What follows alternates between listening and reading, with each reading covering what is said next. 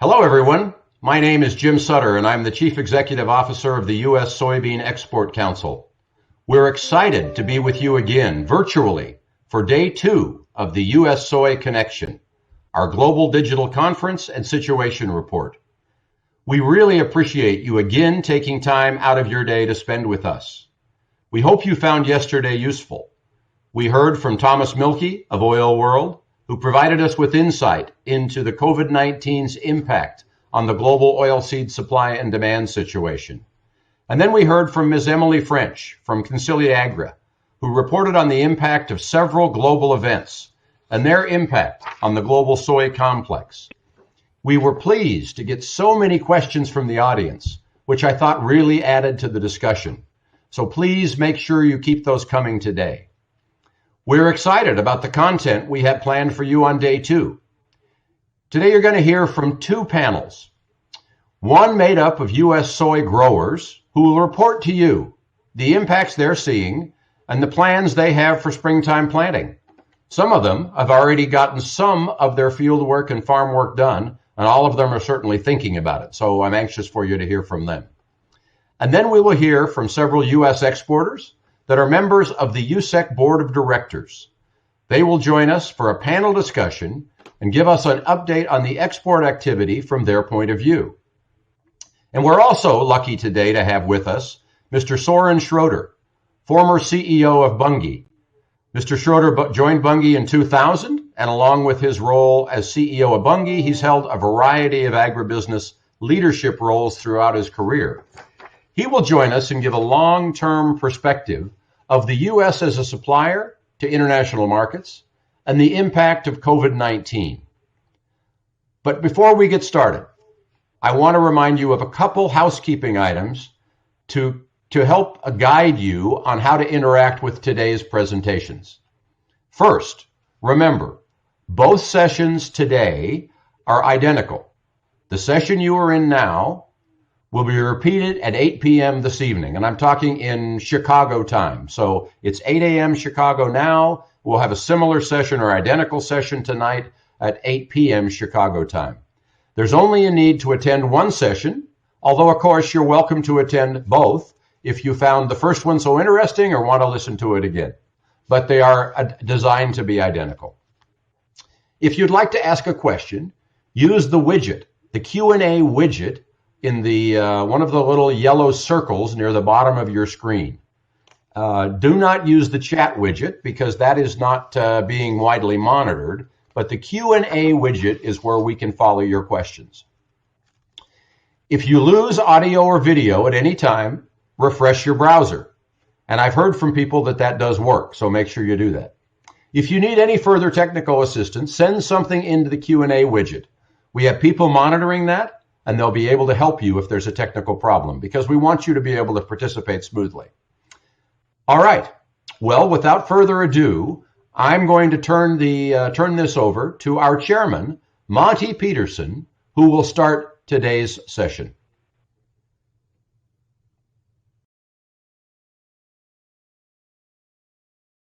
Hello, I'm Monty Peterson. I'm a fourth-generation soybean farmer in North Dakota, and I currently serve as chairman for USEC's board. I'm also director on the American Soybean Association board. Thank you for joining us today. At past events in the U.S. and abroad, I've spent a good portion of my time meeting with our international partners face-to-face.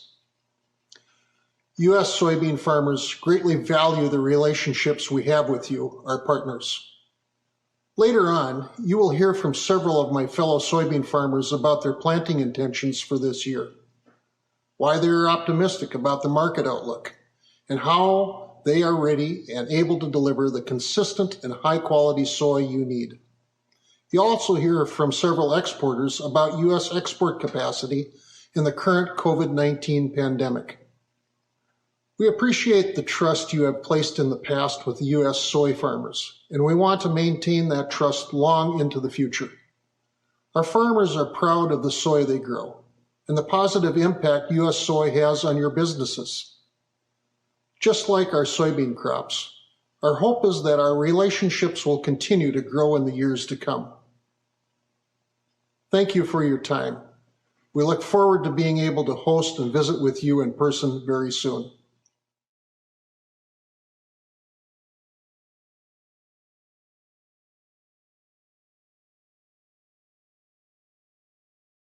Hello, this is Derek Hagewood. I'm a farmer in Northeast Arkansas. I'm a director for USEC and a director for the United Soybean Board. I wanted to talk to you today about what we're looking forward to, the outlook, the acreage anticipation that we are looking to plant soybeans on. I wanted to tell you a little bit about me and about my family. I farm here in Jackson County with my wife, my two sons, Judah and Samuel, and my brother and my cousin. I also work very closely right here at the headquarters with my father and his two brothers. And together, there's six of us farming together, trying to farm about 12,000 acres. I love being here on the farm. Days like today, when we're not rolling tractors, when the spray rigs aren't rolling, we get to use this land for extracurricular activity. We love to find the places to go fishing. We love to go deer hunting and turkey hunting and duck hunting here on the farm. And that's something that I've grown up my whole life doing is being right here on this farm. I wanted to tell you that the outlook is still good. We have many things that are discouraging facing us farmers right now and facing the whole U.S. soy industry. I want the people listening today to know that the U.S. farmer will put in a crop. It will be put in sustainably. It will be put in using the latest, greatest technology that farmers have access to. We make sure that our equipment is in tip-top condition. That's what I've been focused on the past few weeks as it's gotten warmer.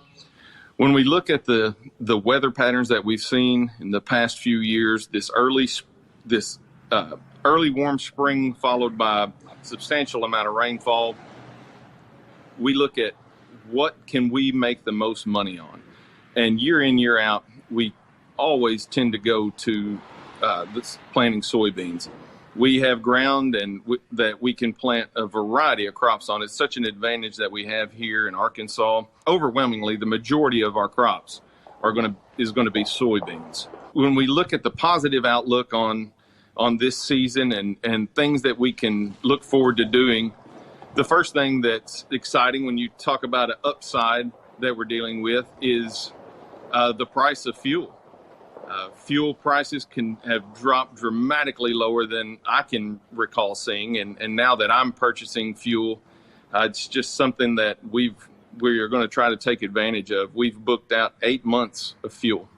What's happening now? What are we going to do? How are we going to protect ourselves, our employees, and still do what we need to do? We have a warehouse here that we're getting shipments in on a weekly basis of corn seed, rice seeds, even we've gotten many of our soybean seed delivered. And that way that we're not having to go into town, we're not having to go to the co-op or the seed dealership or the chemical dealership to purchase these chemicals and seed. We have them delivered here on farm. The older individuals on our farm, we have some 55 and up. My father's 65, perfectly healthy right now, capable to work, ready to work. We'll just make sure that we do as much social distancing as we can. Put them on that tractor. They'll be miles away from everyone. We'll have a system in place where we can stop, fill up tractors with seed, fill up spray rigs, and keep this planting process rolling. It's the best that we know how. We have this technology, this capability to still communicate. We want to communicate. We want you to know that we have not slowed down. We've only changed the way that we're doing business as far as using this technology that's available. I'm very thankful today that I have an iPhone here, that we can do this remotely. I can be in contact with customers all across America, with members in the U.S. soy family all across the world. What a great time to be alive. And we want all the people out there depending on us to know that We're not stopping. We are going to pull this off. I have no doubt. I have no lack of confidence in this. Year in, year out, we fight prices. We fight trade wars. We fight the weather. And as you can just look and see, year in, year out, we produce the safest, most reliable food supply the world has ever known. And when you say that, I don't say it as a cliche. I don't say it as a catch line. It's something that I say it with pride. It's something that I'm proud to be a part of. And it's the capability of the technology we have here that I carry in my shirt pocket, or when I climb on one of these tractors that you see. It's full of technology, and it helps me to be a better farmer, a better grower leader for the industry that I love.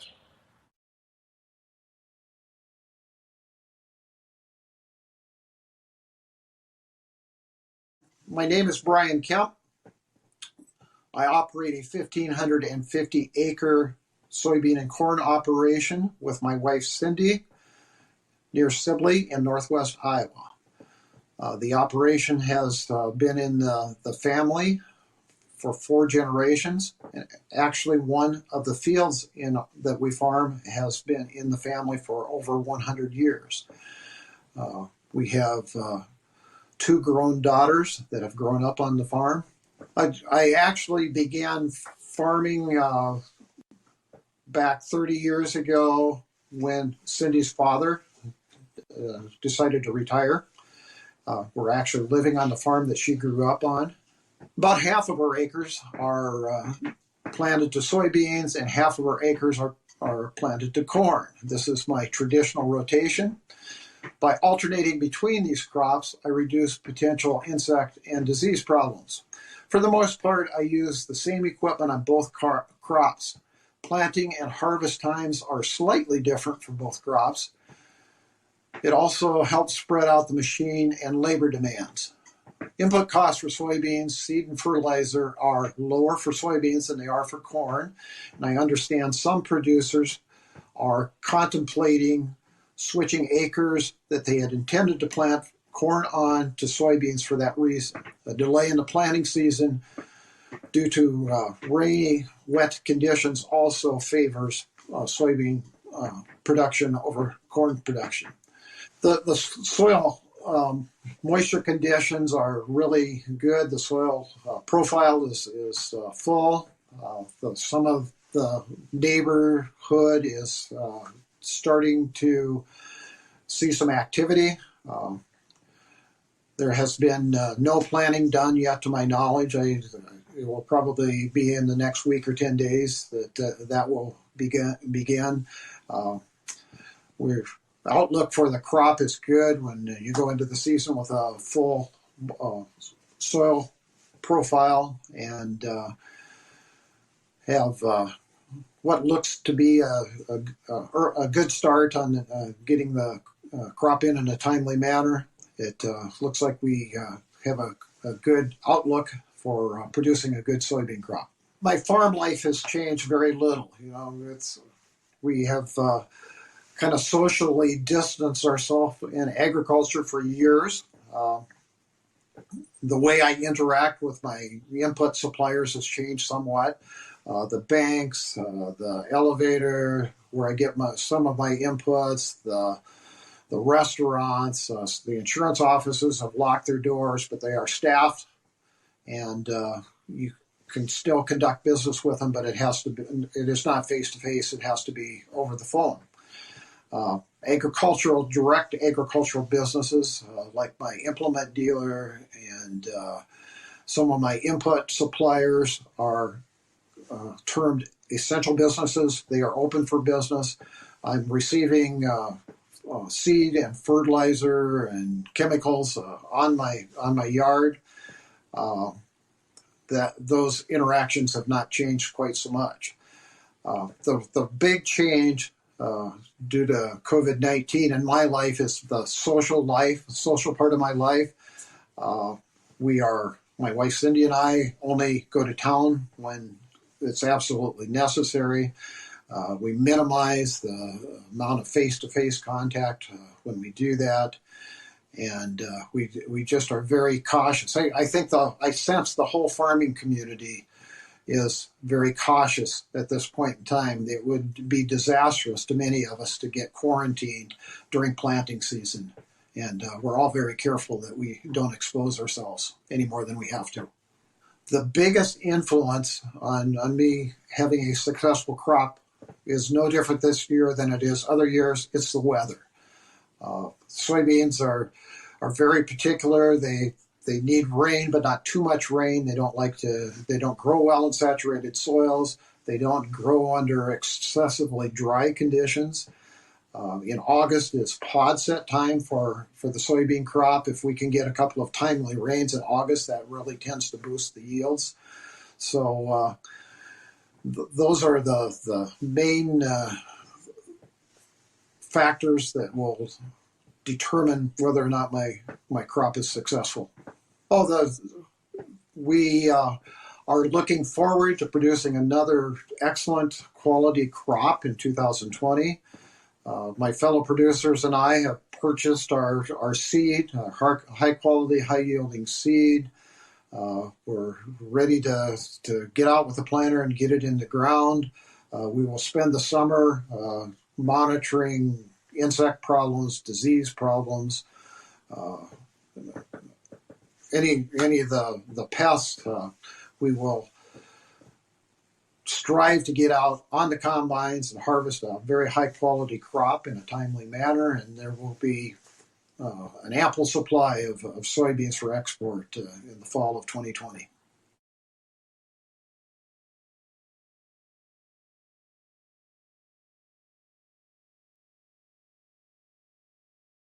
My name is Joel Schurz. I farm in Lincoln County, Minnesota, along with my son-in-law and his family.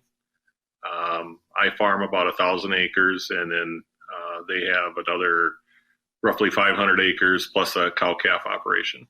I've been farming for, close to 40 years now. It's a multi-generation family farm. I started farming very early, or helping with the farming operation, but always thought it was way too much work, and actually went to school for sales. I did that for a couple of years, and then an opportunity arose, and that was during the very early 1980s. And like I said, an opportunity arose to rent some land and start farming, and start doing it, and have been doing it ever since. It's probably the hardest job you'll ever love. The soybean quality that we produce here on our farm is probably second to none. We're very particular on how we raise our crop and how we produce that crop, so that the end user wants to keep buying from us, no matter if it's here in the United States or a foreign buyer. Again, like I said, we're very particular on how we handle our grain. We want to make sure that it's something that anybody that buys it knows that we do a good job. And I think for the most part, most farmers are that way. They're here to make money, but it's their livelihood, and it's a family business typically in most places. The majority of the people don't just do it for that 1 or 2 years. They're in it for the very long haul, and again, probably multi-generational. The current situation here where I live is very distressing. It's hard to get some of the goods and services so far. I think we'll be able to take care of what we need to take care of as long as nobody gets sick. But it is very concerning. Some of the products or parts that we've been working on, the equipment, as far as going to the dealership, they won't even let you walk in the front door anymore. You have to order them or pre-order them, and or just go to the front door and give them a list of what you want, and then they bring it out to your truck. Well, we can't guarantee that, but as the person that runs the planter, but if I were to get sick, my son-in-law could run it, and or it may not go quite as smooth as what we'd hope, but we have steps in place where we can each run the other person's equipment, basically.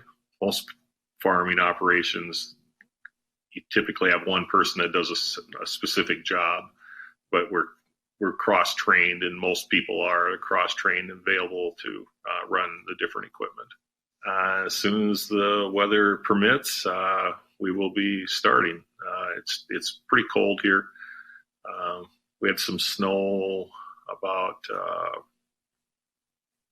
10 days ago, and then we had some freezing rain here just a couple days ago. So it's still fairly cold here. Normally we don't start planting. Small grain would probably start in roughly 2 to 3 weeks, and then the corn, and then the soybeans after that. So we have about a month yet before we start planting our soybeans, but we typically try to get them in as early as possible, and that's very dependent on the soil conditions. It definitely needs to be warm. Last year, the weather in this area was terrible. We virtually didn't hardly plant any corn. We had 50% of our ground in preventive plant, but we were able to plant probably 95, 97% of our soybeans that were supposedly going to be planted. And we actually had a very good crop. So whatever Mother Nature and God lets us have, that's what we'll end up with. I would say that the COVID-19 is very stressful, especially here coming into this planting season. But we will get planted one way or another. We will plant. It may not be by every person that wants to be out there, but our crop will get planted, and we'll try to harvest a great crop like always. But Mother Nature has a lot to do with that, and she is the queen.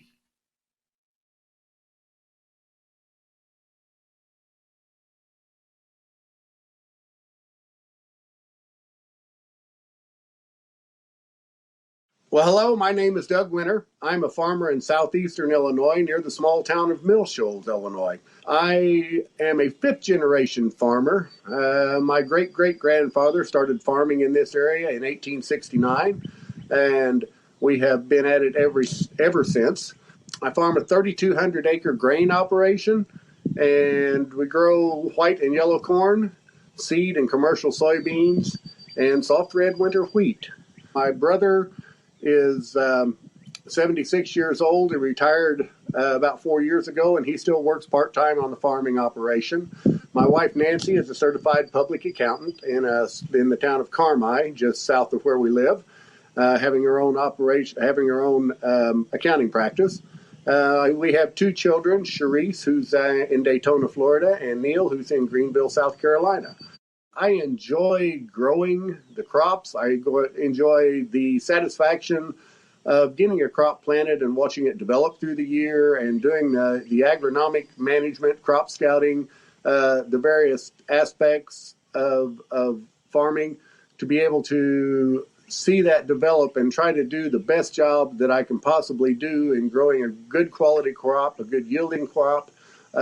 Just to be able to do, there's a lot of, I guess, aesthetic reward in all of the things that we do in growing a crop, and I just really find that really usually monetarily rewarding, and also very rewarding for the soul. I think our growing season from advanced weather forecasts looks like it's going to be a lot more productive or a lot more friendly to the crops this year. It doesn't look like we're going to have quite the heavy amounts of rainfall. Maybe temperatures a little more moderate, and so I think everybody's pretty optimistic about this year as far as getting started and really getting into the field and getting some things done in a more timely manner. Well, getting an early start on corn, I think, is one of the big things, and an earlier start than we did last year on beans. Corn, we were planting a lot of it in the late May, early June time period last year, and we were very fortunate, very blessed to end up with some good yields. Granted, they were fairly wet. We had to do a lot of drying. Soybeans, the planting season was strung out all the way into July, and we had some decent yields out of those, but they still fell below our 5-year average trend line. So we're looking for some more top end, some earlier planting this year, a little better growing season. But that's what I'm kind of looking forward to, getting this crop into the ground and getting it off to a lot better start this year. As far as a successful crop, I'm hoping an improvement in market factor or in market prices, and improvement in yields over last year. I think all of those things, when you think of successful crop, you always think of yield and quality of the crop. But I think that it's also the profitability of the crop has to come into the success, or you're not in business for very long. We have a plan in place in case we have an employee that shows up that would happen to be infected with the COVID virus. Right now, we haven't really had to make anything. Most of we're pretty much out in the country. We're pretty much self-contained group. We have a little bit of interface with the public, but not near as much as the more metropolitan areas do, larger population areas, that sort of thing. And we're pretty much entertained full time this time of year on getting equipment ready and getting seed all lined up and getting everything organized for the planting season. So I think that's one of the things. We're a little more insulated, but we do have a plan in place, and we are taking precautions. Lord knows we've gone through a lot of hand sanitizer and sanitary wipes over the past few weeks, but we've tried to take what we consider to be adequate, or maybe more than adequate, precautions to kind of guard ourselves against the COVID-19 virus. I think my best communication to our trading partners would be that we're dedicated, the American farmers are dedicated to providing the highest quality and the most dependable supply of soy to all of them as our business partners, and to be responsive to their needs in what they see coming, what they need to be able to use in their particular operations, whether it's feed mills, in their livestock operations, whatever. Everyone's getting prepared. We've got good weather to get the equipment all ready to go, to be able to start in the fields. We've got good weather conditions, and it looks like we're going to have good growing conditions. As you can see behind me, the blue sky always helps your sentiment. It makes things look a lot brighter, but everyone out here is pretty optimistic about getting started, getting off to a good start with this year's crop, and being able to get it in the ground and get it growing, and to provide the best quality product that we can for our business partners around the world.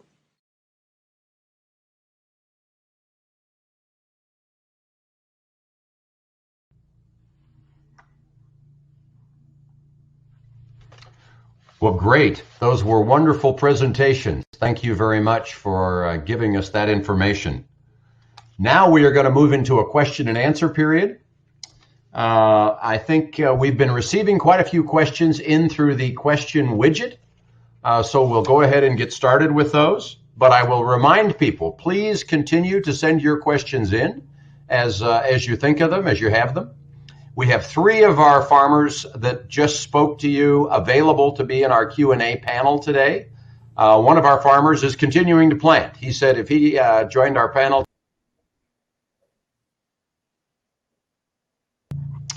So here we go. This is a first question, and I'm going to ask it for each of you. We've had several people asking about this comment, or this situation.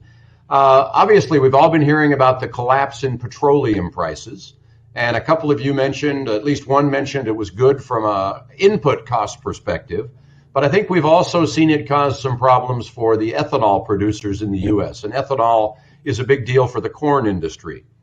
How do you see that affecting what you're going to plant this spring, if at all, or do you think it will? So let's just start, and Joel is on the left side of the screen. So let's go to Joel, and then we'll go to Brian, then we'll go to Doug with that same question. As for what I'm going to plant, I would say that what I was planning to plant is what I'm still going to plant.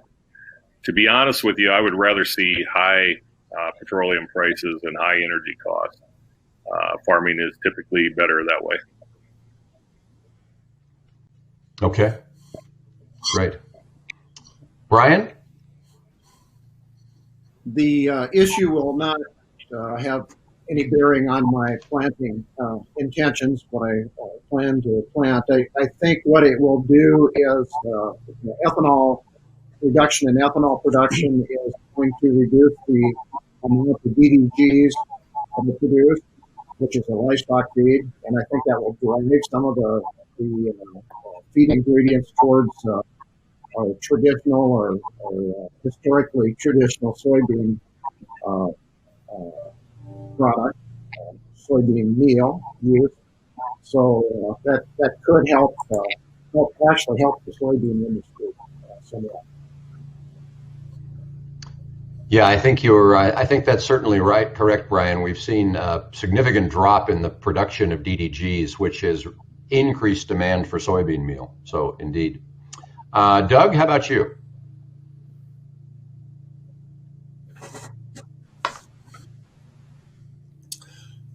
I don't think it's going to have the petroleum prices are probably not going to affect what our planting mix is going to be. We are in the process now of shifting some marginal corn acres, some of our rolling hill ground that has a little less yield potential in corn. We're going to shift that over to soybeans just for profitability considerations at current corn prices versus the bean price ratio. I like Joel. I would really rather see higher petroleum prices for where we are to give a better margin to the ethanol producers. My county in Illinois is the largest crude oil producing county in the state of Illinois. And what we've seen with the depressed petroleum prices is a lot higher rate of unemployment among the oil companies, the local producing companies. There's been a lot of layoffs just over the last couple of weeks. So I'd a lot rather be paying a higher price for my fuel and keep those people with a job rather than kind of the conditions that we're facing right now. But as far as a shift, I don't see the petroleum prices really causing much of a shift in any of our planting acreages. It's going to be more the economics of the corn versus soybean prices. Okay, good, great. Great responses to all three of you. And I know that as we've seen the list of questions here, there's been several on that subject. So hopefully that addressed that for people. Now I've got, so I'm going to shift gears a little bit, and I'm going to have three different questions. I'm going to start with Brian. And Brian, this question has to do with sustainability, and that's a word that, has lots of various definitions. But I think the question really is conservation practices and changes that you have seen in farming since your time being on the farm that help the U.S. to be more sustainable in their production practices. Could you just briefly talk about what changes you have seen in that regard? Probably.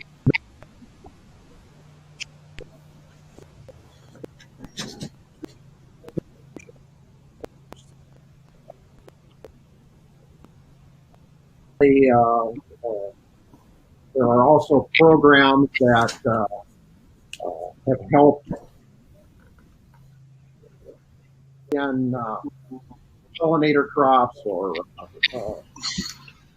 conservation crops, and that has certainly helped our sustainability.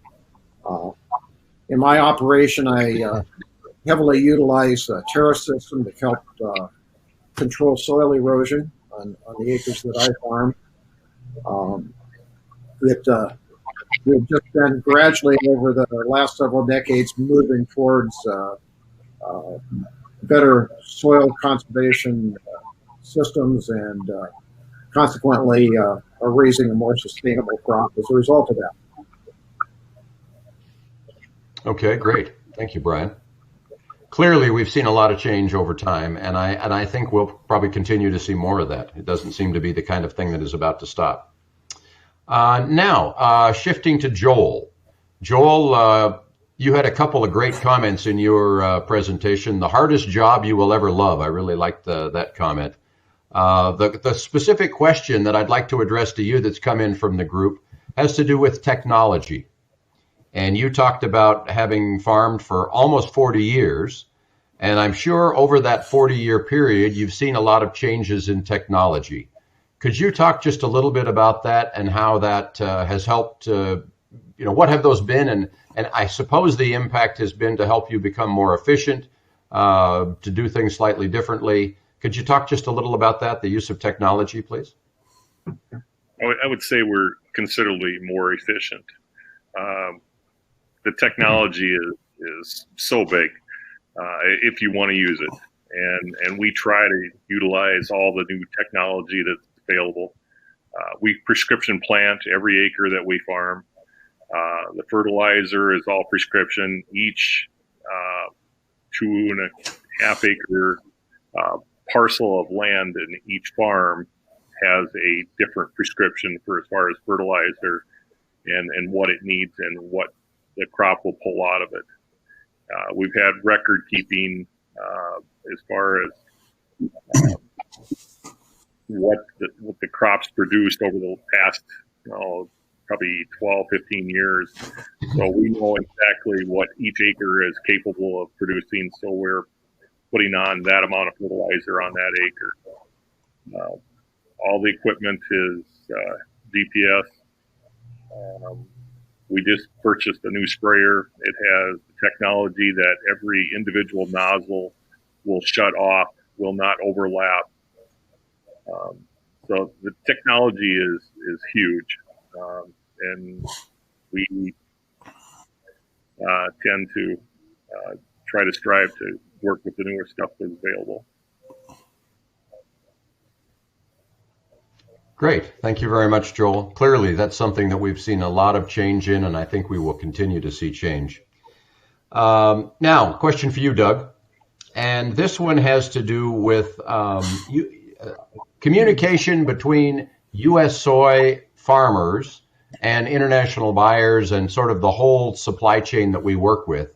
You had mentioned, the way that you get information and the way you work with international buyers. Yesterday, our chairman, Monty Peterson, said collaboration is the best way to get things done. And whether that's collaboration with people on the other side of the world or your neighbor on the farm next door. Could you just talk a little bit about how you've had a lot of experience in various associations? How do you see that collaboration helps us, benefits the international buyers of U.S. soy?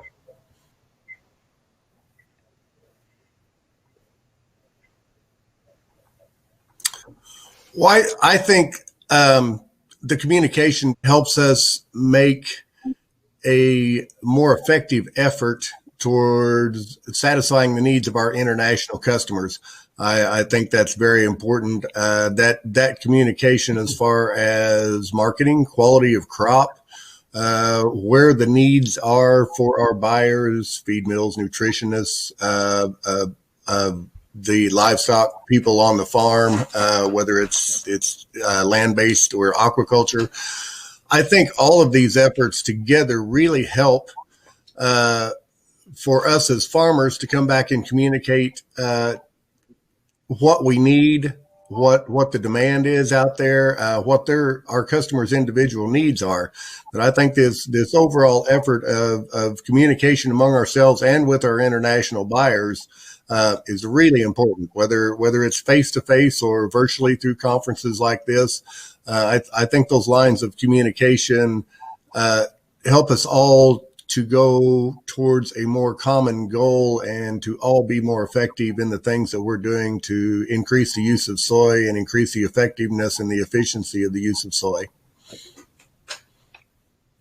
Great. That continued communication is absolutely essential. Okay, now let me shift gears to what is always a interest level, especially when we have people like this listening to great U.S. grower leaders. This has to do with sort of price and outlook for price and kind of your marketing plans. So hopefully you won't mind talking a little bit about this. The question, I guess, or a couple of questions, the themes are, have you marketed all of your old crop soybeans, or are you still carrying some of those? And how much of your new crop soybeans have you marketed? And then also getting back to, you talked a little about whether or not the ethanol change is having much of an impact on your planting outlook. Again, the other sort of theme of the questions is the corn soybean price ratio would you think it might be favoring soybeans now? Is that going to make any shift in your planting decisions? I think you pretty much addressed that, but But really those three things. Do you have old crop beans left? Have you marketed many of your new crop beans? And will the current soy-corn price ratio impact your planting decisions? Let's reverse the order. This time we'll start with Doug.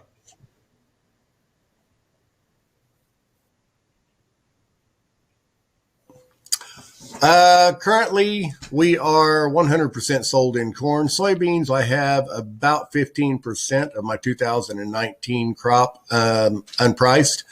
And we will probably, I would say for cash flow needs, probably price that in the next 30 days and move them.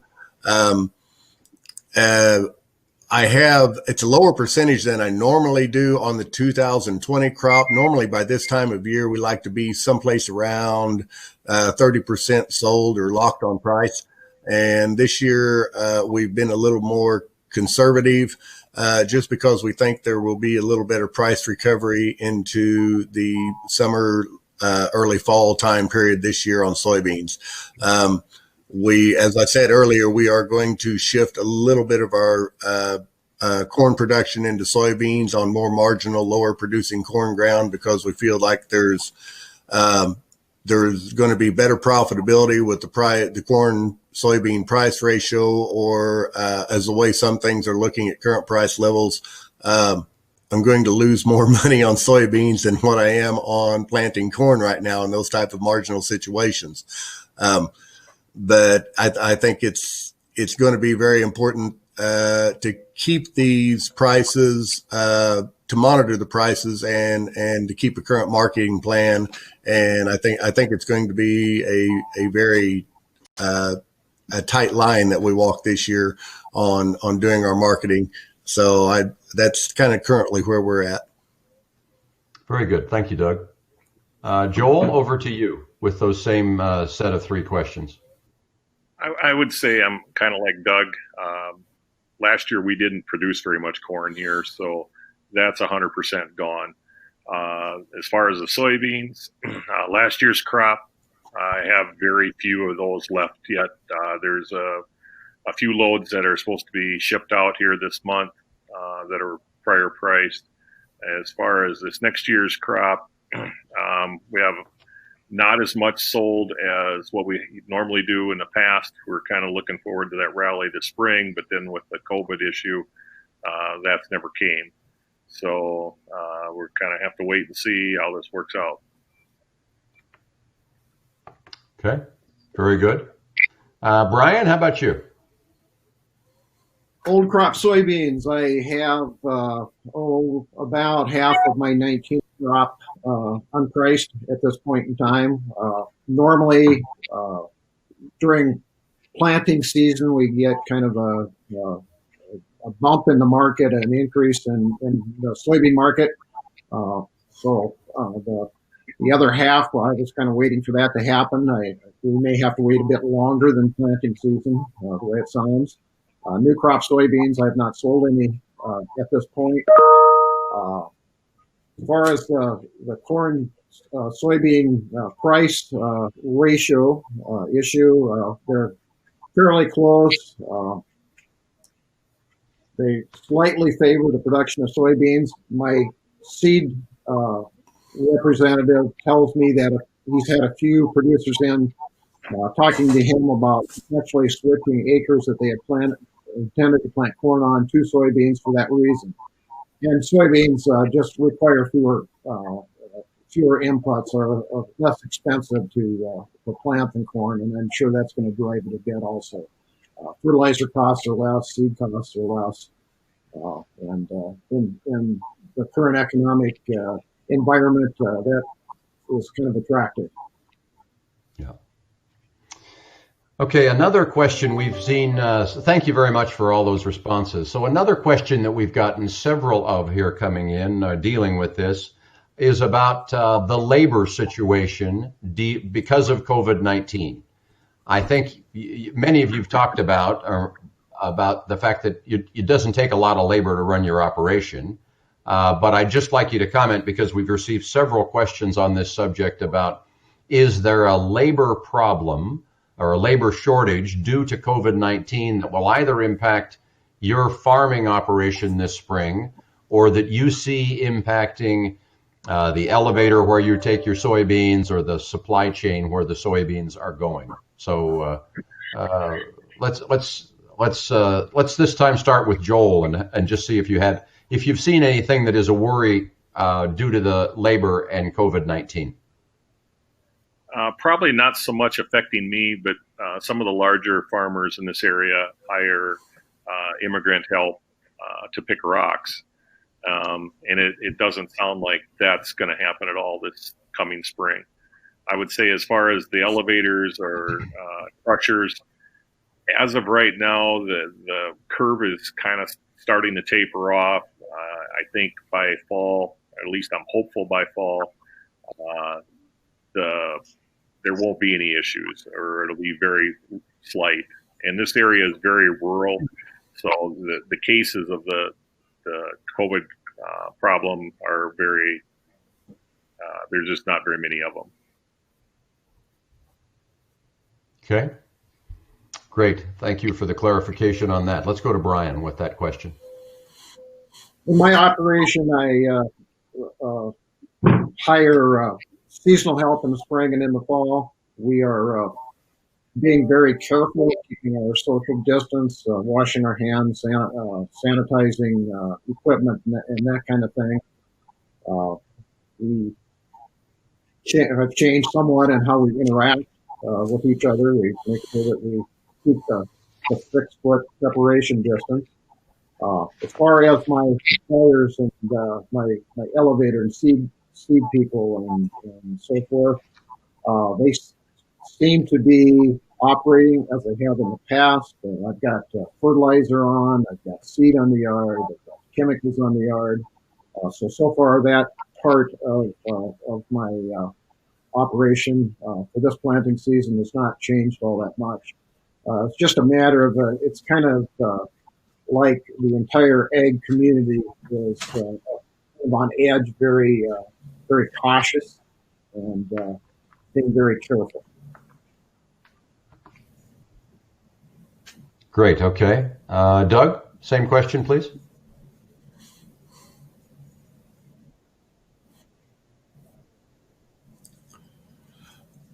Well, in my particular operation, we don't, I have 2 full-time employees, 1 part-time employee, and who is pretty much full-time this time of year.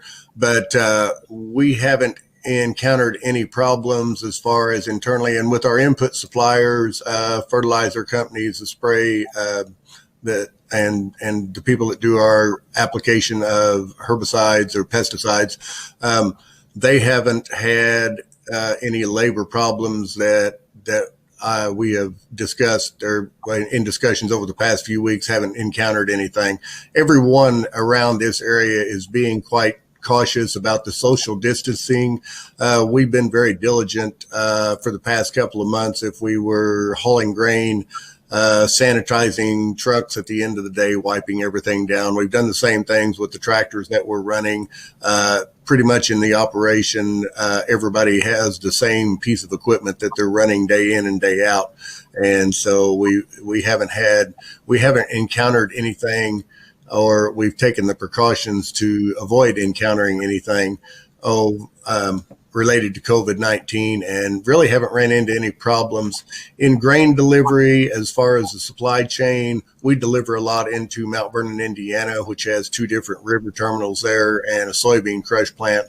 And we haven't, on the inbound side, have not encountered any problems. Probably the only visible effect that we've seen overall has been that where they're working remotely from the accounting offices, payments for deliveries have been a little slower coming than what they have in the past, but it's not been anything of a large factor or a large complication in the operation. So I think everyone's been very diligent. We're in about a 5-county area in this part of Illinois that hasn't had a positive COVID-19 case tested, has had test results come back positive on yet. So I think everybody's being pretty highly cautious about this situation and kind of maintaining the proper standards for healthcare. Great. Okay. Well, thank you. I think that gives a good perspective for the many questions we had on that subject. So thanks for taking time to address that.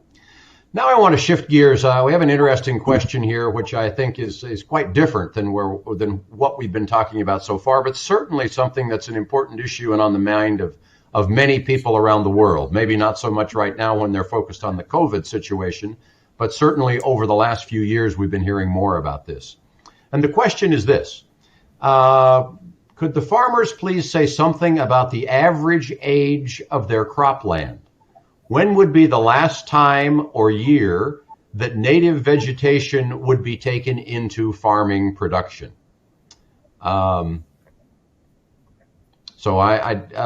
let's start with Brian, and then we'll just let each of you address that, because you've come from quite different areas, so it might be a little bit different in each of the geographic areas. Oh, I can't put a year on it, but in my presentation, I showed the photo of our farm, that our Century Farm was actually has been in the family for over 100 years. I'm guessing it was probably settled 150 years ago, give or take a few decades. And that so it's been a long time. It's been a long time, and my area was actually all prairie. And with a lot of, they call them prairie potholes, or actually areas where they kind of gathered up the water and gave a lot of area for livestock or for a lot of wildlife area 150 years ago. So the landscape has changed a lot here since it was first settled. Okay, thanks, Brian.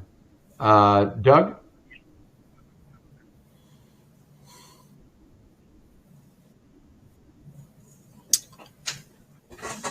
Well, I have, in my farming operation, we have everything from flat river bottom ground to a lot of rolling hill ground. And some of our whole rolling hill ground is enrolled in the Conservation Reserve Program, which is a 10-year program for ground that it is not environmentally responsible, or it is not economically possible to farm. So we enroll it in the 10-year Conservation Reserve Program. A lot of that now, it's mowed every 3 years, or we rotate mowing a third of it every year is actually our program on it. And a lot of that has been allowed to restore to a lot of the native prairie grasses that were on it originally. A lot of the vegetation has gone back that's just naturally occurring from the weed store that was in the ground over the years. And so we have approximately 4 to 5% of the operation of total acreage is in conservation reserve, and it does a very good job of reestablishing some of those native grasses. One of the things we've been conscious on over the past few years in installing conservation practices such as grass waterways and buffer strips has to also, in those seedings, to incorporate part of the native vegetation, particularly native grasses to this area, back in the mix with some of the other grasses that we seed in those areas. So we've kind of done a reestablishment of part of that native vegetation back in the area. So we do have it on a scale, on a small scale, but we do have the reestablishment of a number of that, of a good deal of that native vegetation back on some of the acres that we've that are in our operation. Okay, great. That's a good perspective that is interesting for people to know about. And Joel, how about you? I would say we have two totally kind of different operations. My own is more of a cropland. My son-in-law and his family is more of a cow-calf operation. My operation itself, the flat land is all pretty much under row crop, other than this last year when we had torrential rains. And then about 50% of that was actually seeded down, which is not the norm. But Also, in our sensitive areas, are just about all of them are in CRP, and if not, there's some areas that we use a cover crop on. Over to my son-in-law's place with the cow-calf operation, we seed down different fields kind of each year, and then they may be in to pasture for 1 or 2 years, or maybe 3 or 4. It really depends on the pasture. So they're totally different.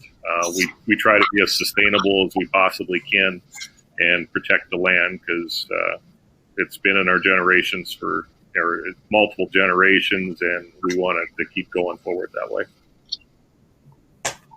Great. Okay. Good perspective. I think that gives an interesting overview of farmers from quite different areas within the United States and the length of time that the land has been farmed. Well, gentlemen, we're rapidly approaching the end of our time for questions, and this has been fantastic. I'm going to enter now what I'm calling maybe the lightning round, and I'm going to ask 3 of you each a different question, because we have a few more questions that I want to get answers to, but this time I'm going to ask just one of you to answer each of these questions. So the first one I'll address to Brian, and this one has to do with so GMO soybeans or non-GMO soybeans. Are you seeing a shift to more non-GM? How are farmers feeling about planting GM versus non-GM soybeans these days? Brian? I am not seeing a shift to non-GMO soybeans. Part of the reason for that is there are no contracts out, no premiums being offered for raising GMO soybeans in my area. I know in other parts of the state and the country, they have contracts available where you can raise non-GM beans and be rewarded for doing that. It hasn't happened in my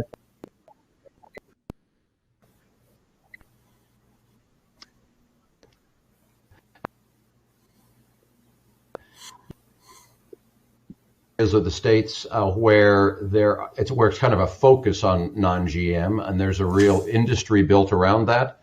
And I always like to tell people that the U.S. is a great supplier of choice. So we've got farmers that grow GM, non-GM, whatever you need. We've got exporters that export all the various things. So if a person's question is, can they get non-GM? Certainly from the U.S. there are excellent sources of whatever people need. So I just wanted to add that plug. All right, now I'm going to go to Joel with the question. And this one has to do with not so much something on your farm, but something in your area has been in the news a little bit lately, having to do with meat processing facilities. And the question is, due to the shutdown of some of the larger packing plants in the U.S., is that going to affect your farming operation? It probably won't affect mine particular, but I was talking to a very good friend of mine that sells feed for livestock and swine, and he was telling me that he has a large producer that he normally ships 23 loads of pigs a week, and he was cut back to 75%. And they're really concerned. They're trying to figure out what to do with these pigs, and or to put some of them actually on a diet, or to we've never really had this problem in the past. We've always tried to produce this pork as fast as we possibly can, and now they're trying to figure out how to slow it down just a little bit to get through this curve, so they can get these people back to work and slaughtering these or harvesting these swine. Yeah, great. Certainly an issue. Very good. Thank you for that response. Okay, and Doug, the question for you has to do with U.S. governmental payments to farmers. And we are seeing, we've seen some payments made, the MFP payments. There's talk about another payment. The questions, there are several of them here, are how important are these payments to farmers? Kind of is the theme. Are they important? What do they do for you? And then also about crop insurance. Is crop insurance something that helps you? And is crop insurance something that should be reopened or re-looked at now that the COVID-19 situation is upon us? So kind of talk a little about government payments and then about crop insurance, if you could, please.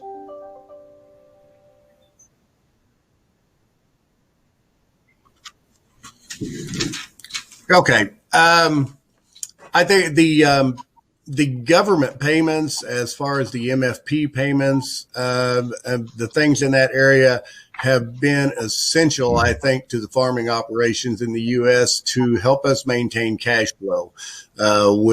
With grain prices doing what they did and a shorter crop last year, nearly every farming operation I know, regardless of size, has experienced problems in having enough income coming in to pay all the bills. And so I think these have been just a major advantage to U.S. farming operations in being able to maintain their economic viability during this time period.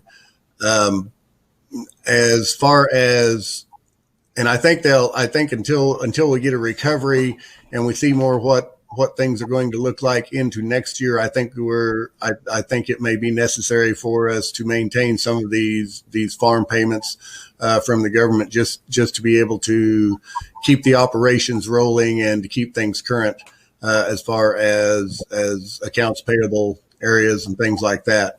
Now, crop insurance, I think 2019 was a textbook case year of the importance of crop insurance as a general rule. There were areas that had good production and probably didn't utilize the crop insurance. But I think as a whole, it was one of the things that helped a lot of farms to survive from the 19 year. And I think it's a very important tool that we have in our agricultural operations to maintain the economic viability, to be able to play it. It may not, at the level most people buy crop insurance, it may not maintain a high level of profit or a level of profit in their operations, but it limits their losses. It keeps their input suppliers paid in our supply chains from the input side of things. And I think it's very important to have that guarantee for all the money that you've got laid out in planting a crop, that you're going to have some return and to be able to keep your financing arrangements all up to date, and to be able to continue to farm and to go for another year, hopefully a better year. Great. And I think that's a great place to leave it. You know, I'm constantly so proud of our farmers and amazed at their continued optimism. Every year they put a crop in the ground, not knowing exactly how Mother Nature is going to act, not knowing exactly what the market is going to be, but they continue to be optimistic about wanting to produce a crop to help feed the world. And I think we're very lucky to have them. So thanks to our grower leaders. Thanks to Brian, Joel, Doug for taking the time to be in our Q&A panel today. We are going to move on and go to our polling questions. So for all of the people who are participating in the program, please be ready to poll. We're going to have 5 polling questions. And then following that, we're going to take a very quick 5-minute break. So let's pull up the first polling question, please.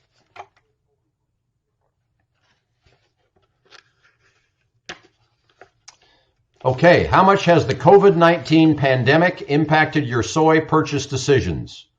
A, buying more and storing, B, buying less, C, about the same, and D, unsure. Please mark your answer, and in about 4 seconds, we'll move to the next question.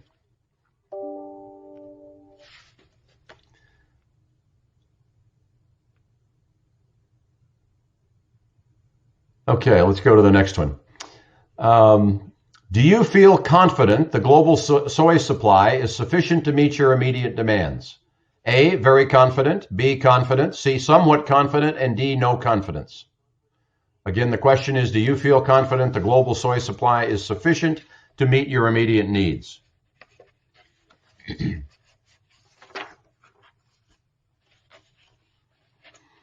Okay, let's go to the next question, please.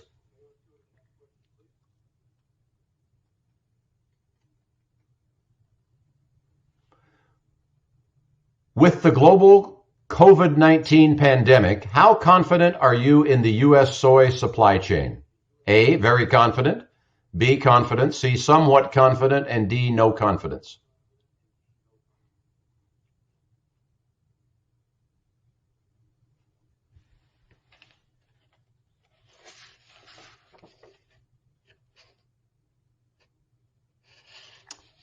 Okay. I think we can move on in a couple of seconds to the next question.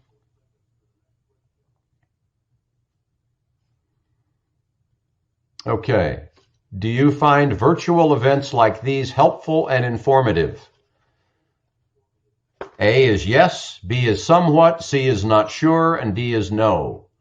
Do you find virtual events like these helpful and informative?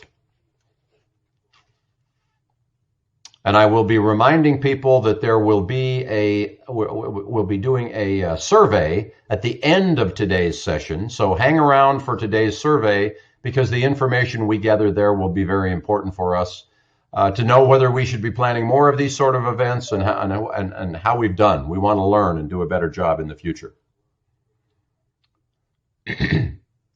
Okay, well, thank you for that one. I think that's the last polling question, if I'm correct. Okay, we are going to go to a 5-minute break. I apologize, we're running just a few minutes behind schedule, but there were so many good questions for our growers, I couldn't help myself but keep asking them. It is 7 minutes after the hour right now. We're going to make this a 4-minute break. So at 11 after the hour, at 9:11 a.m. Chicago time, we're going to restart. So you've got 4 minutes. Make it quick and make it a good break. Thank you so much for being here with us today.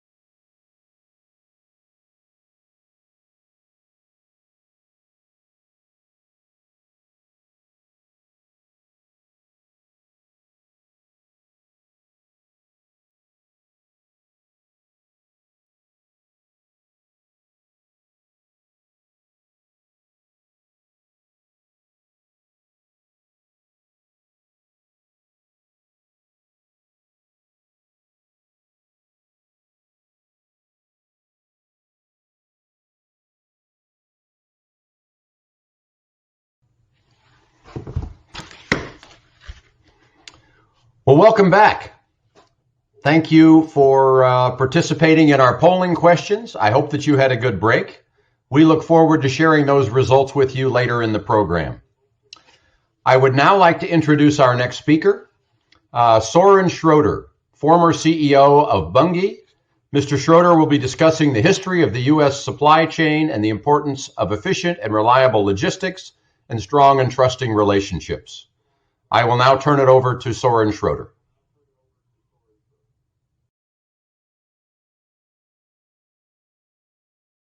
Hello, my name is Soren Schroeder, and it is a pleasure to meet all of you digitally. And I hope that you, your families, and businesses are weathering the storm as well as possible. Many things will change as a consequence of the global crisis, and holding meetings this way and more people working from home are sure to be some of them. Some sectors of industry and society will perhaps be better understood and more appreciated, for example, the healthcare industry.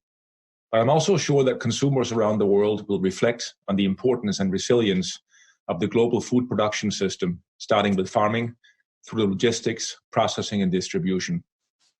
The food and feed supply chains around the world continue to operate efficiently and provide the world with its most important basic need in times of crisis, the assurance of healthy nutrition. Soybeans and its products are the essential building blocks in animal feed and for many food applications, and very dependent on global trade to serve those regions which have a need for both protein and for oils, and therefore the basis for strong domestic crush industries. Roughly half, about 150 million tons of global consumption of soybeans are traded across borders, which speaks to the importance of efficient and reliable logistics and strong and trusting relationships. Those relationships are precious and are often built over many years.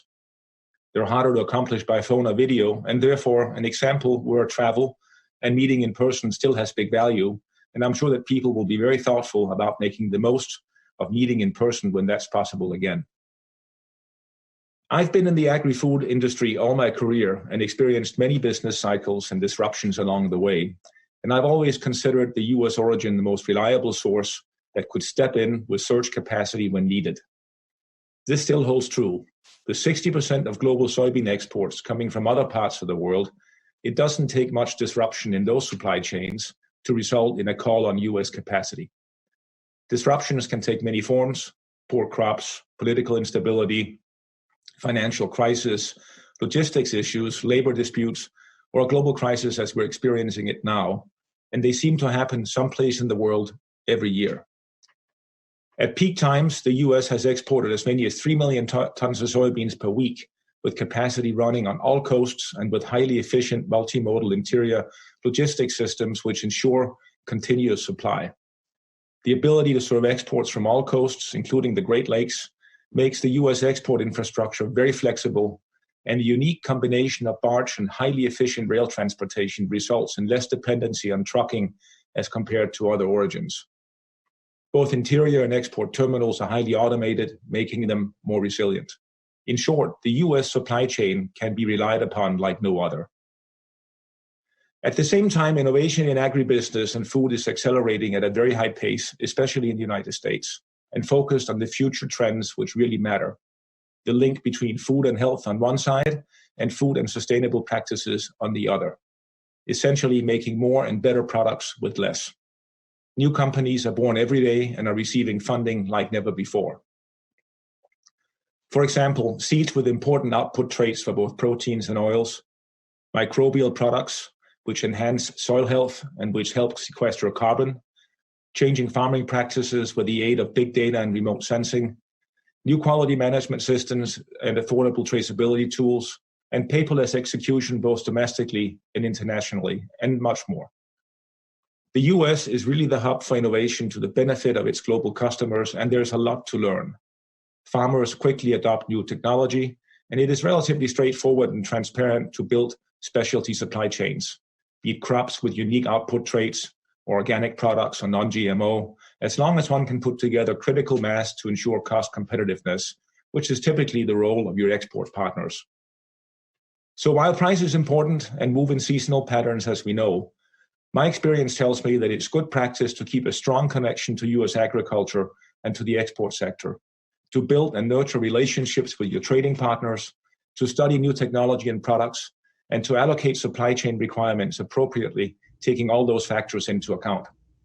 The future of agriculture and food holds so much promise, and I'm convinced that the U.S. will continue to play a leading role in this. And with that, I wish you good health and good fortune.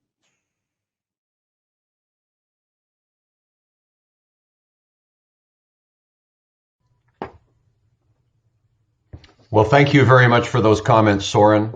There was a lot of very interesting things to think about in that in those comments, and we will bring you back as be part of our panel. We are going to now move to, we have 3 exporters who are members of our USEC Board of Directors, and we're going to hear from each of them, and then we will bring Soren and our 3 exporter members together and form our next panel for the Q&A session. So as you did earlier before our break, please be feeding questions in so we can be prepared when we get into the Q&A session. We have people helping to look at those questions, and I'm watching them as they come in, so we'll know what to be what is of interest to the group as we ask these questions. So with that, I'll turn it over to our 3 export members, 3 of our board of director members who are in the export class. Thank you.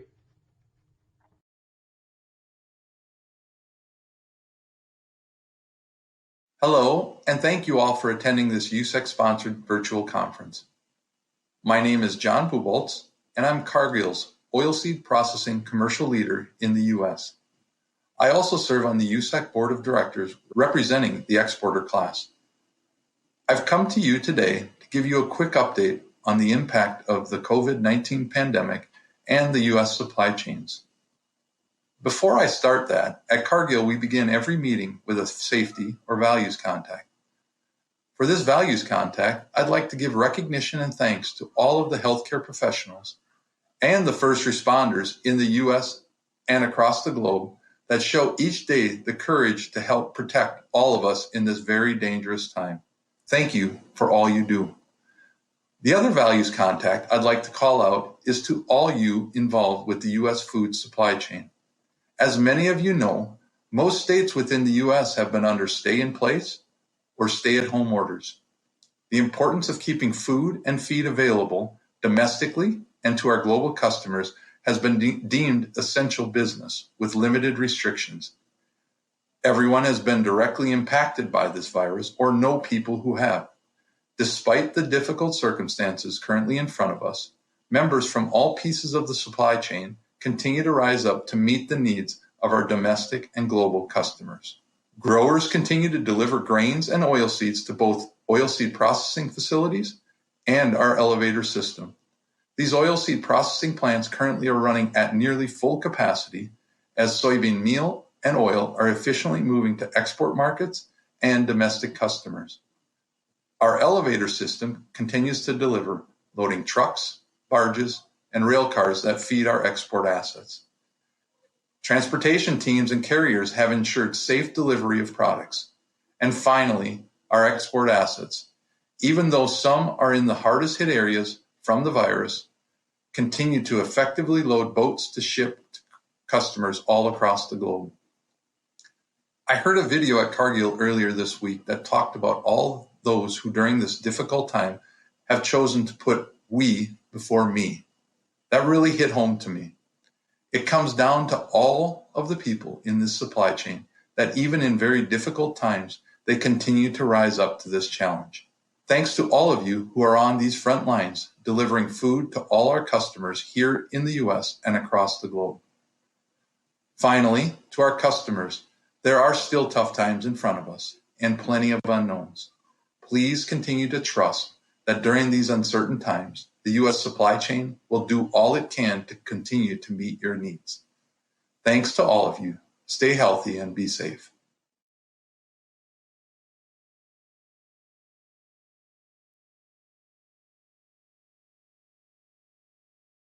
Hello everyone, this is Ken Dahlmeyer, President of Clarkson Grain in Cerro Gordo, Illinois.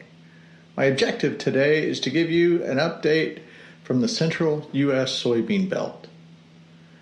Clarkson Grain specializes in non-GMO and USDA organic soybeans for food use around the world. We ship cleaned, variety-specific soybeans for soy milk, tofu, and other products to 5 continents. Our package sizes range from 20 kilogram to full containers to vessel holds. Today I want to touch upon 3 topics that I think may be important to you. Quality and shipments of the 2019 soy crop in our area, the COVID-19 response during this time of uncertainty, and third, preparation for 2020. First, the ongoing shipping activity to global customers for the 2019 crop. The quality and quantity of soybeans through the central soybean belt has been very good. We continue to ship on schedule to our customers through East and West Coast ports. We have been very fortunate that the supply of shipping containers in our region has been adequate, and our relationship with infrastructure companies remains very good. Any delays have been intermittent and very short, with no material effect on arrival times at port. Rail cars and barge service have been adequate in our area, with all river systems now open and working. We are monitoring weather patterns that may affect Gulf shipments, but do not see any sustained issues. Secondly, the response to COVID-19 pandemic is on everybody's mind. We keep those affected in our thoughts and prayers during this time. To keep the supply of U.S. soy flowing to export customers, almost all exporters have business continuity plans in place and executing to minimize shipping disruption while protecting employees and their families. Many companies have implemented sanitation protocols such as cleaning high-touch areas with disinfectant, providing zero-touch product by restricting driver and employee contact, and closely monitoring the health of our employees. Most companies are located in areas of the country with low population density, which greatly reduces the exposure to the virus. While there have been positive test results in our counties, the numbers are relatively low, and we are monitoring our employees. There are plans in place to minimize the impact of an employee testing positive on the supply chain. Finally, preparation for the 2020 crop in the central U.S. soybean belt has begun. Our U.S. agriculture is definitely open for business.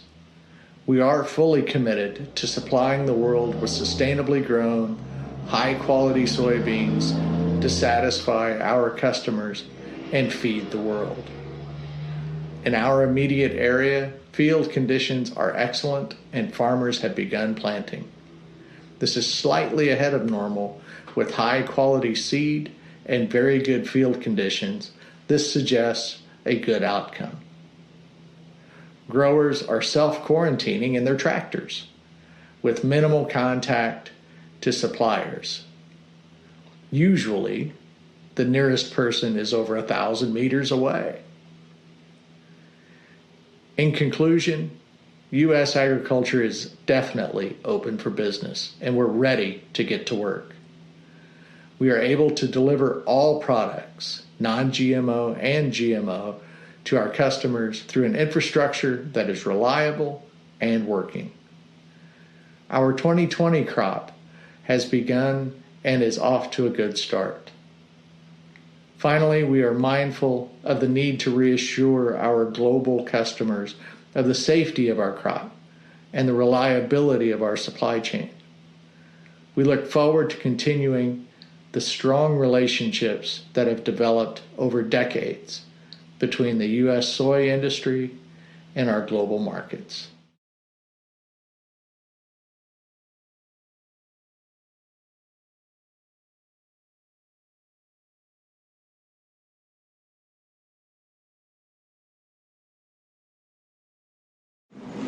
Good afternoon. This is Gary Nelson, Executive Director here at the Port of Grays Harbor, on a beautiful spring day here in April of 2020. In the midst of our challenges with the coronavirus, we continue to do our part in making sure that you, the customers, are able to get high-quality soy meal products from the United States. Behind me, you'll see the Ardmore unloading canola oil, and beyond that, you'll see the bulk Venus ship for AGP that's loading soybean meal, and we just you wouldn't have been able to hear it, but we just had a full unit train of 110 cars of soy meal just arrive here on the port terminals.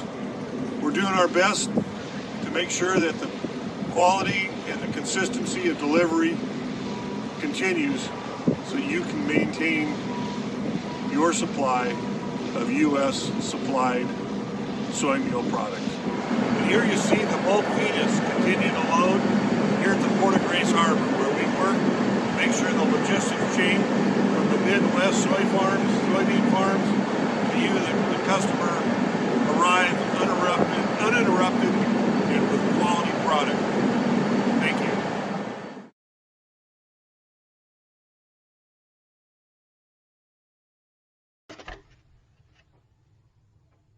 Well, thank you all for those great presentations. I think that gave a very interesting perspective from different angles to our audience. The questions have been coming in hot and heavy as you've been presenting and as you've been getting everybody thinking. So thanks to the audience.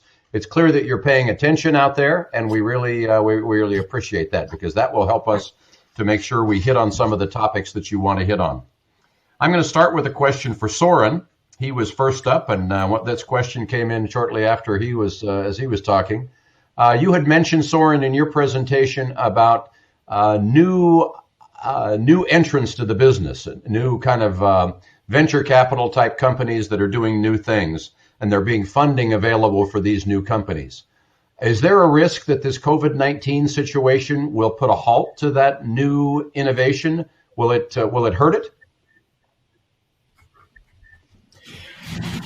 It might slow down the process of fundraising short term, but I really don't think it's going to have any impact in a meaningful way beyond the current couple of months. Most venture capital firms that I'm aware of are still actively investing and are going through their normal screening process. But of course, everybody working from home and getting used to new ways of operating is probably slowing things down a bit. But in general, I would say that my impression is that both here and in Europe and in Asia, the amount of venture capital that is interested in investing in the new frontier of both agribusiness and food is enormous. And it is more a matter of being able to process enough opportunity than it is availability of capital. So I don't think, to cut it short, I don't think it will have any sort of lasting impact. But of course, there is a bit of a slowdown at the moment. Okay, great. That was a good perspective and a good question that someone asked. Now I'm going to shift to another question. I'm going to direct this one to Ken, because I think you are probably most actively involved in this. We've had several questions, and you addressed it slightly in your presentation, but I want to come back and ask a question since we've had so many questions about it, about containers and specifically container availability. People asking, they're hearing problems of container shipments being delayed, of containers being out of place. Do you think that this will impact the availability of container exporters to meet shipment schedules? That's the specific kind of the flavor of the questions we've had on that. Sure. What we have seen, there are three primary places within the soybean belt of container supply: that around Chicago, Illinois, that around Minneapolis, and that around Cincinnati. We have heard reports of the northern and the eastern container supplies being stretched and at times causing delays. We're fortunate that our container supplies are out of the rail port around Chicago. So we personally have not had such issues. I think once the flow of product starts to return from Asia, we will see an improvement of those supply chains and that container shipment. Right now, things are quite regional, I think, in that situation. And I know from firsthand experience, the exporters are trying to work together to provide, to help each other make sure that those shipments are being moved and our customers are being supplied. Okay, great. Good firsthand perspective, because I think you're involved in that. So your company's involved in that every day. So thank you. Right. I'm going to address this question to John and to Craig. So I'll let both of you take a shot at answering this. And this has to do with the inspection system that takes place for U.S. And I think the question's dealing with bulk commodities that go out of either New Orleans or out of the West Coast. The question is about FEGAS and other official inspectors and then private survey companies, and the concern that the COVID-19 may impact the availability of these inspection agencies to do that work. Is there a worry that this will interrupt the export flow? So maybe, John, you take a stab at that first, and then we'll go to Craig. Sure, Jim. Just in the early dialogue has been that if you look at where we're at today, there has been no impact so far from what I've seen. A lot of everybody's working through if it be looking at CDC guidelines when it comes to requirements around social distancing and all that type of aspect. And I believe FIGAS and all the teams at the assets that are loading boats and working through things are on that same path, just to make sure that employees are safe, people are safe, and put in proper situations, especially, when you look at some of the ports that we're dealing with where there have been more hot spots around COVID-19 pop up. So believe there also is contingency plans that are put in place or that we're working through, if it be around guidelines, to make sure that inspections continue to take place. But as of today, we have had no issues. But both from the exporter standpoint and the FIGAS grading inspections, there's been a lot of dialogue around what those contingency plans look like. Good. Okay. I think that should give people some confidence. Craig? Yeah, basically just have to echo the previous comments that everyone's following CDC guidelines, recommendations on what they can do. I can't speak for every port, but our facility, for example, is kind of limiting or controlling, not having any extra personnel on dock or on port properties that isn't required to be there. Luckily, it's been deemed as essential business. That inspections are still happening, people are still moving, and there is plans and procedures in place should something happen. But so far, luckily, it's been business as usual, just with a few extra steps of making sure everything's kept clean every day as far as the offices these guys work on, sanitary things like that. But yeah, following guidelines, social distancing, all those proper steps are crucial in maintaining that shipments continue to happen. Okay, good. Thank you, Craig. Okay, here's an interesting question, and it's there've been a couple sort of related to this, and it has to do with more of a long-term kind of bigger picture type question. And there's obviously been a lot of talk about how COVID-19 will have long-lasting impacts on the general economy, and the jury's still out as to how all that unfolds, and we will see over time. But this question, or these questions specifically deal with, do you see major changes in how the U.S. ag supply chain or the grain chain that all of you have experience in or involved in, do you see major changes in how this will work, and specifically how the grain trade may change long term? Let's start with Soren, and then we'll just go across and give everybody a chance to comment on that question, please. Soren? That's a good question. My feeling is I don't think it will make any structural change to how grain is or oilseeds are processed or exported or traded. But there's no question that for the foreseeable future, be it certainly for the balance of this year and maybe into next, there is a demand erosion that everybody will feel, both in the U.S., in South America, and everywhere else. But I don't see the basic functionality of the grain handling or export system really being significantly impaired or different as a consequence of this. One of the things that is very clear to me as I'm listening to the comments is that, and something that I knew already from having worked in the industry for so long, is that the grain and the food industry in general lives by very, very high safety standards.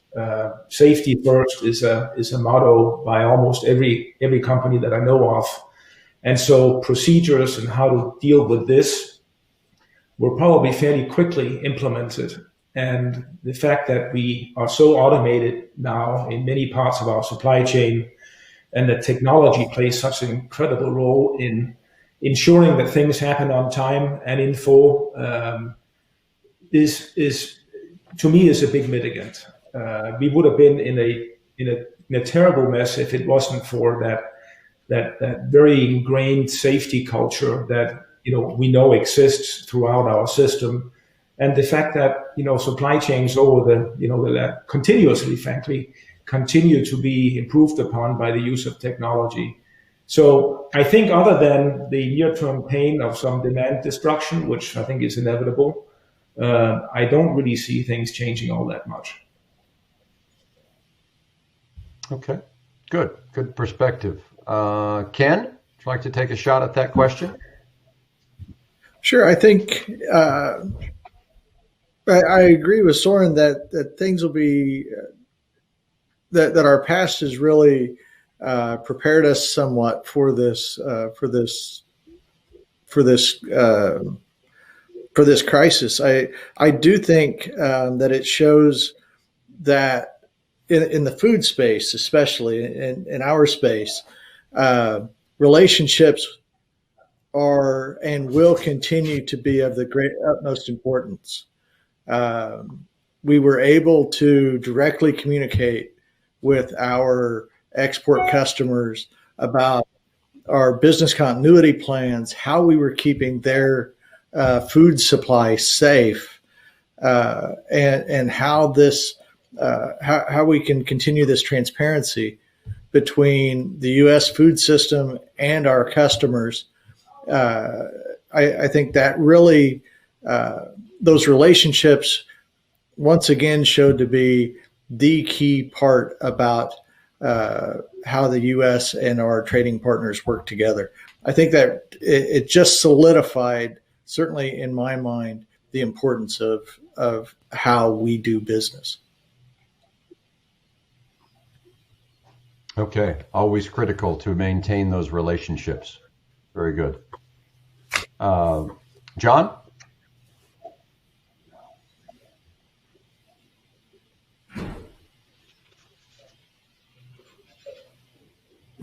I think John may have had a technical issue. I wonder if we lost him. Yeah, we may have. Let's go to Craig. Yeah, Jim, I think long term there could be some shifts, especially when you kind of talk on the logistics side, looking from, our business or my business point of view, it could be everything from, going to more automation, it's going to kind of force the issue on kind of expediting some of these things just as far as for our paperwork exchange in and out, how you interact with your customers on whether it's face-to-face contact or more electronic means of communication. even all the way to servicing a plant in and out as far as for the railroad functions. There used to be, people, the railroad staff would come into the office and you discuss what needed to happen to keep your plant running.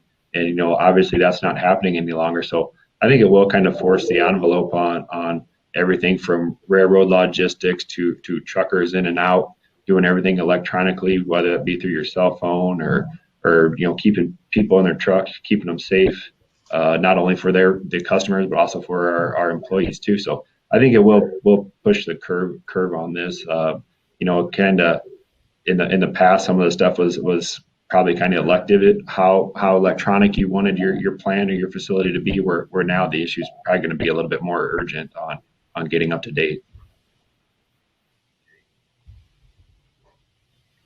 Okay, very good. So it will maybe require everybody to think a little more sharply. And I think the point that Soren made, that the training that everybody has had to make safety such a priority has maybe helped them be able to adapt quickly to this. I think those are some really good points that were made.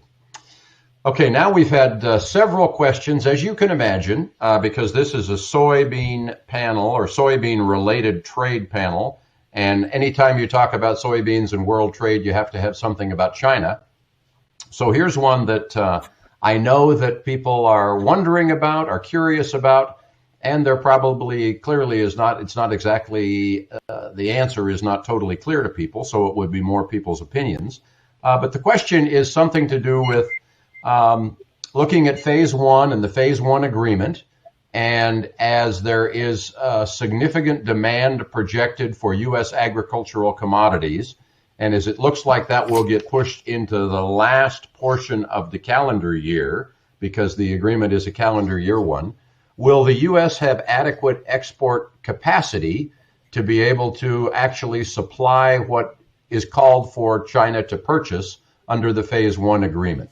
So I've put 2 or 3 different questions together as I've tried to frame that up for people. Let's just go in the same order we went the last time. Soren, would you like to take a stab at that first, and then we'll just go across? Sure. Well, I do think that there's reason to be hopeful or to expect something positive to come out of the phase one trade agreement with China. I mean, reality is that after we get on the other side of this current wave of COVID, it is really the US and China that together will have to figure out a way to restart the world economy. And agriculture is a big piece of that. So I do believe, it's just my personal opinion, that that the phase one will be implemented in some form. And yes, it will be maybe postponed a bit. There's a good reason why that would be, but if it's $36.5 billion worth of agricultural commodities in the first year from whenever it starts, that certainly leaves more than enough dollars to buy more beans than the Chinese have ever bought from the US. And if you go back and look at the last record, which I think would be the 16-17 marketing year, in that September through February period, which is probably what we're talking about here, you could imagine a very, very interesting scenario where soybean exports end up approaching those old records. And I think that year in particular, it was somewhere around 45 million tons for that period. So I do believe that there is a reason one could be optimistic that even as dire as current price outlook is at the moment, that we could get U.S. exports in the next marketing year up close to the 2 billion bushel mark, led by a very strong and aggressive implementation of Chinese soybean buying starting in September, maybe even in August, who knows. I imagine that by now South America is all but priced. So demand from then forward really should be directed towards the U.S. anyways. So I'm pretty optimistic, and I think again that the headline is that China and the U.S. really are the two global economies that have to get the wheels turning again, and I hope that they, of course, with everybody else in the meaningful economies, will come up with some kind of coordinated way of reigniting the world economy. I believe that will happen as we get into the spring and summer. Great comments. That I think you're spot on with the importance of those two large economies. Ken? I was just listening, and there's John. I think John would have also some very good comments. For our perspective, we are primarily container driven, and so I think we would be a little bit, perhaps a little bit insulated from some of the phase one machinations that are going. But I do believe that the logistics system of the global trade, once we start to see containers come back from China into the United States, that infrastructure, both on rail and on sea, will rapidly respond, and we will be able to fill the orders that will be coming through. Great. Thank you very much for that, Ken. And yes, it's probably a little different because most of those big purchases will likely be in bulk shipping form. So, John, I think we lost you there for a moment. The question we were addressing that came up was, will the U.S. have enough export capacity to be able to fill the phase one agreement requirements as well as other ongoing business if all that gets pushed into the back half of calendar 2020? Do you have a comment on that? Yeah, I mean, we've already, we've seen purchases already that of various different grains, some things on the front end around sorghum and some other a few boats of beans. But if you look at the back half of the year, we're already seeing some corn purchases that are being tied to that. Bean purchases on the back end haven't been as robust or really as many out there.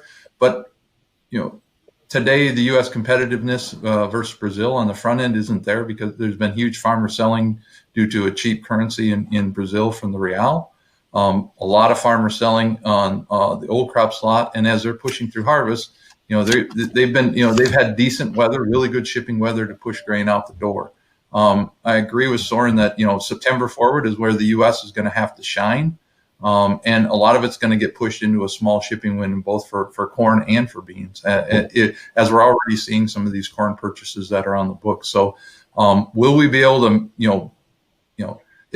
it depends on when that purchasing program starts. Is it a September timeframe, or is it an August timeframe, or even in June or July? If there's, and that can be it's all going to be determined by if the farmer selling continues to keep up the pace in Brazil today and our competitiveness. So, but I do, the U.S. will be relied on heavily in the back half of the year, and we'll see what we can all push out the door when it comes to total exports out of the Gulf and out of the, all the ports in the U.S. Good. Thank you for that. Craig, do you want to comment on that question, or has it been adequately covered in your opinion? Yeah, I think, Jim, it's been adequately covered. I agree with what John said 100%. He pretty much hit it spot on. If there was an incentive or a time for China to come in and buy, once our window does come, whether that be September, October, at least one thing that we have going for us is aggressive freight rates and low prices on the Board of Trade. So if they did want to restock their supplies or inventory, it is a good time between low freight and Board of Trade. So, right. I always like to remind the world buyers that U.S. soy is on sale these days. So buy early and buy often.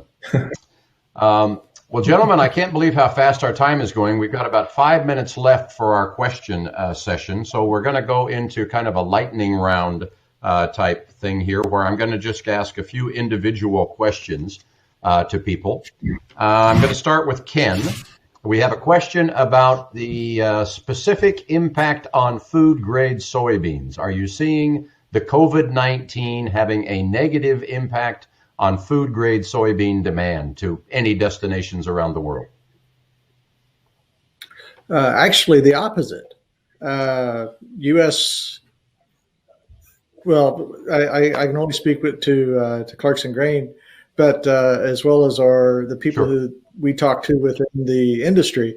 But we've had actually quite the opposite. The safety that Soren brought up, the logistics, the business continuity that we've all been kind of talking about and highlighting have brought enormous business opportunities for our sector. Primarily, it is a concern with some of our buyers that will we have enough? Will it be of the highest quality? Will we be able to ship? And within the U.S. infrastructure system, we can say yes, yes, and yes. So we've actually had quite the opposite. We've had a surge in demand and certainly a surge across the world in inquiries around U.S.-based food-grade beans. Okay, good. All right. Well, that clearly answered that question. Thank you very much. Okay, Craig, coming to you with a question. We have seen and heard about concerns at packing plants in the United States because of the COVID-19 situation, with some packing plants having to shut down and, sort of do their own clearing out process due to the COVID-19. Are you worried that the same thing could happen in export elevators or U.S. crush facilities? Oh yeah, Jim. Of course, it's on the top of everybody's list of concerns at the moment. Until it actually happens, all you can do is be as best prepared as you can. I can speak from our side. Obviously, we've reduced staff as much as possible at our plants to get by. Obviously, observing the social distancing, spreading people out. People that may share an office, kind of spread them out through amongst the plant and the other offices. Same as at our export facilities. People who can work from home are working from home. Same with workers, kind of reduce the amount of time they congregate or spread out the times when they take their breaks and various things and such. So, we're doing everything we can to be proactive to prevent it. We do have plans in place should it occur. But until it does occur and how severe, it's hard to really dictate how you're going to react. Some of the packing plants, for example, like the one up in Sioux Falls, South Dakota, that one was at the urging or recommendation of the government, the mayor, governor of South Dakota up there, where others were somewhat voluntary and may have been shut down anywhere from a couple of days to up to 2 weeks. So, it's something we taken very seriously. Luckily, everything has performed very well, and we'll keep our fingers crossed that it does not become an issue for us. But until it actually happens, I guess you can never say never. So. Sure. Okay, good. That's a helpful answer. Thank you. Okay, John, coming to you, I'd like to ask a question. There have been comments throughout a few presentations and certainly in things that you read these days, and we've got several questions here, all dealing with concern over global demand, and the term demand erosion is used a few times in the questions. Where in the world are you the most concerned that we may be seeing demand erosion taking place? Or are you? I take the U.S. just to start with. The demand erosion that, some of the demand destruction we've seen just from food service, where we're not seeing, people eating, restaurants, and how long that, restaurants across the U.S. being shut down or demand from them are way down. So, yes, retail environments have been up in the U.S., but it's not offsetting what's happening in that space or in the food service space. So, I start even at home, just seeing what's going to happen from either an oil demand, from even meat as you go forward in the forward slots. From can you see some demand erosion there? And then you look at what's happening in Europe when it comes to biodiesel demand. You can pick points across the globe. I would say in China that things feel positive, just because over the last year we had ASF, we had problems around just them, not from an ASF standpoint of demand. Their demand actually probably should be rising as we go forward, and I think we're seeing some of that in estimates that are out there as they try to replenish their herds, as they as feeding goes up in China. So it's a tale. It depends on where you're at on this period of time when it comes to COVID. So Europe, we're seeing stuff in the biodiesel industry.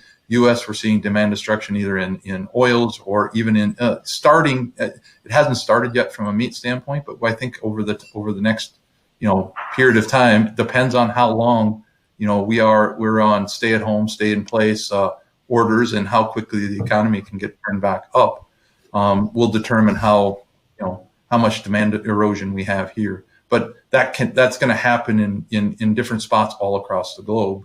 And again, it'll be to say that we'll be able to turn that light switch right back on. It's not. It's going to be a period of time to really know the true impacts that are out there. Yeah, great, good. Thank you very much. Okay, and Soren, finally to you. Your comment, you talked earlier about venture capital and new frontiers of business. And then we got several, I think people would like to pick your brain a little on this. We had several questions come in. Could Soren tell us what kind of new frontiers he's expecting the market to be looking at? Well, yeah, I don't really want to get into any company names, but I think it spans the entire spectrum from the farming input seed side. So new seeds with output traits, I think, will become more prevalent. Those have not been the ones that have ruled agriculture in the last 20 years, but I think that is about to change because the cost of creating them is going down dramatically. I think soil treatments of different types, and I mentioned microbial earlier on. I think that's real. I think there's there seems to be a lot of snake oil out there, but there are also some really, really good products that I believe can make a difference and replace some of the traditional inputs to the benefit not only of the economics of farming, but also the environment. I think the whole sustainability, environmental piece will grow in significance, and I think that the carbon capture discussion and how you can create a commercial model out of that has already is being explored by a couple of important new companies. I think that will gain footing and be real. It will take some time, but we know we can do it, and we know that there's a demand for reducing emissions. So it may very well be one of the cheapest ways of accomplishing that.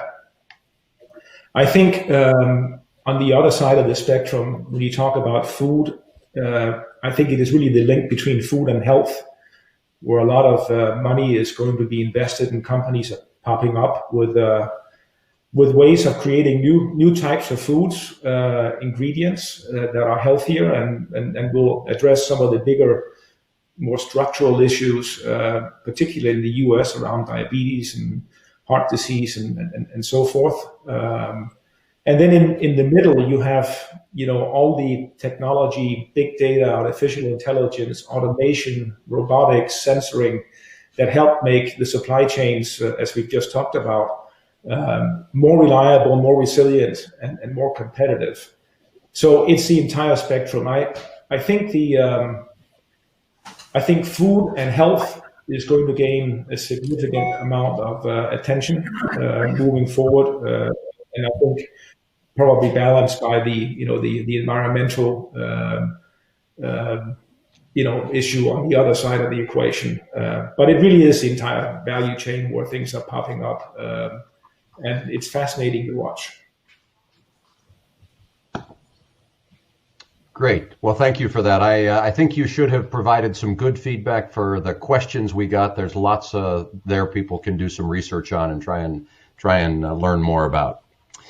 Well, gentlemen, thank you all for taking the time to be with us as speakers this morning. I think we had great questions from the audience, and you did a wonderful job providing detailed feedback for those people with a real world perspective. So we thank you for taking your time to be with us today.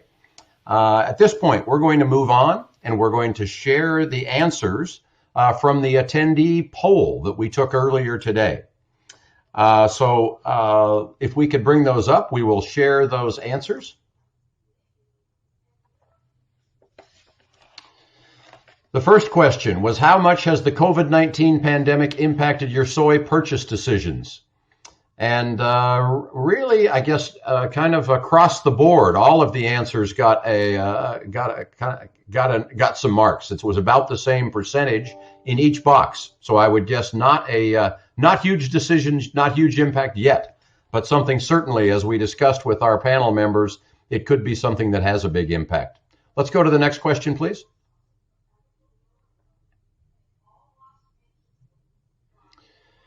Do you feel confident the global soy supply is sufficient to meet your immediate needs? Well, 75% of the people were either very confident or confident. So I think we've done a good job communicating that there is adequate soy available, so people can continue using it if that was our goal. So glad to see that people think there is an adequate supply available. Next question, please.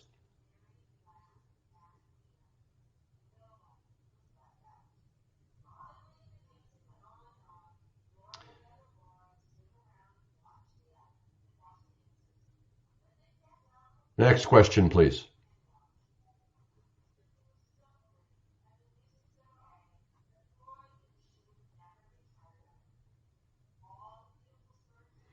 Do you find virtual events like these helpful and informative? Well, I like to see those answers. 85% of the people said yes, so I'm glad to hear that. Hopefully we are providing you some information and some insight that will be of value to you in your business. So that's a positive thing to see. It's, again, a reminder, please take time to fill in the survey so we can learn in more detail what it is that is beneficial and what we can do without in the future. Okay, I think that was all of the polling questions that we had. So thanks to all of you that took your time to provide those inputs into the polling questions. So again, it's bringing us to the end of our session here. And we appreciate you taking time out of your day to spend with us. We are sincerely grateful for the partners that we have around the world, and all of you are in that boat. We'll be making today's presentation available as a recording, so please stay tuned for an email from your regional USEC representative on how to get a hold of that presentation. We had several questions about that, so it will be available for you. And also, as I've mentioned a couple of times, there will be a survey that will pop up literally right after we finish this presentation today. So please take the time while you're just on the screen here, on the computer. Take a few minutes, give us your feedback, because it will help us do this better in the future. So our entire U.S. Soy family extends our thoughts to all of you. We hope that you are staying healthy and safe, and I know that means different things in different parts of the world, but please do what it takes to stay healthy and safe. And thank you for being in an industry that is continuing to feed the world's hungry people. It's really of value. And again, thank you also for participating in this session. We are very fortunate to have technology available at our fingertips, and it allows us to come together and meet and collaborate, and that's something we certainly want to do. For closing remarks, I would now like to introduce Bill Gordon, the president of the American Soybean Association and a U.S. soybean farmer from the state of Minnesota. Bill, take it away, please.